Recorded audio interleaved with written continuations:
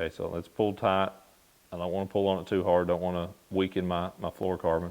So I'm going to apply quite a bit of thumb pressure right here. I'm going to click it in gear. I'm going to turn it like 2 times.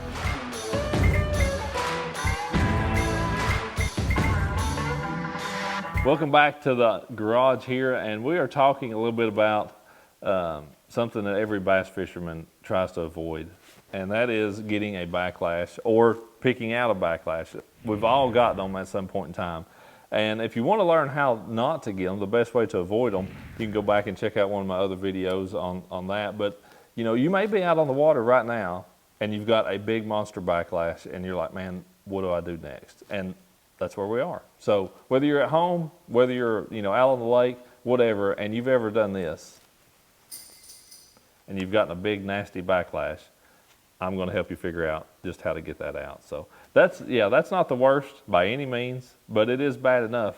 Here's the deal. When that happens right there, okay, the best thing you can do is stop. Take a deep breath. It's going to be okay, all right? You're going to be able to get this out if you follow these tips that I'm about to give you.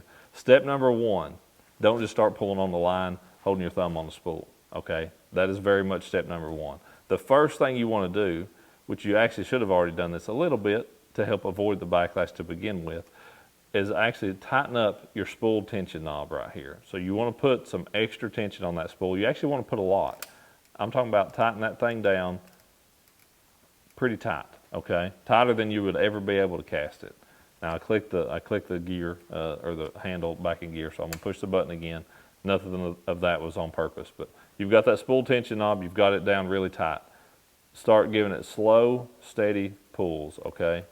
Just start easing that line out. Now it's gonna ball up a little bit, and when it does, we're gonna deal with that here in a minute. But as long as you tighten that spool tension down to start with, it's gonna avoid a lot, like so much of that, where the line actually gets locked up underneath itself. So much, I mean, if it doesn't do it at all, my other tip, I'm not even gonna be able to show you right here. But that's something that people have, that they just don't even think about when they get a backlash. Okay, and it did lock up here.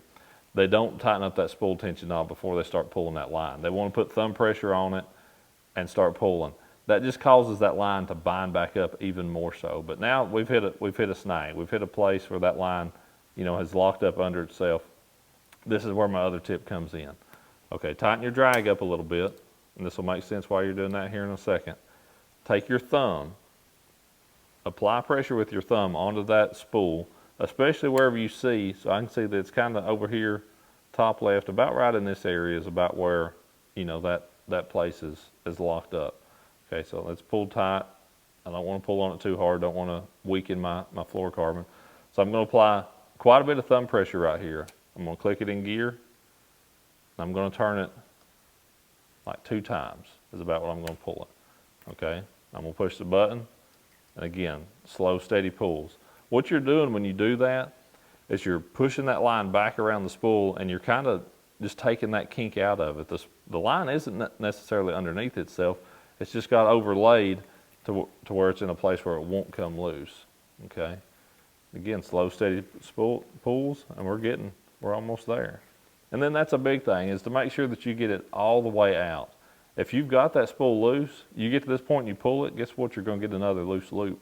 It's another big reason why you want to tighten up that spool tension. So look, that big nasty backlash, and as much worse as it got when we started pulling on it, it's all out. And then here's another deal. When you start reeling it back up, at some point in time, your line's going to do that.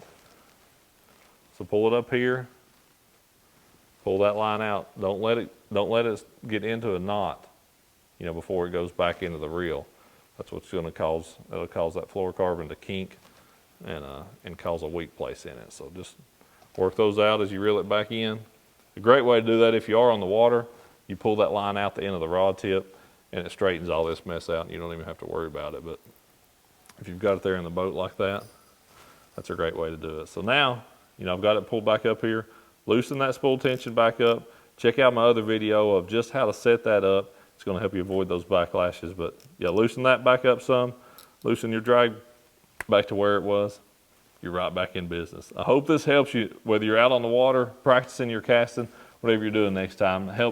You're going to get backlashes. That's just the way it is. If you use a bait casting reel, at some point in time you're going to get a backlash.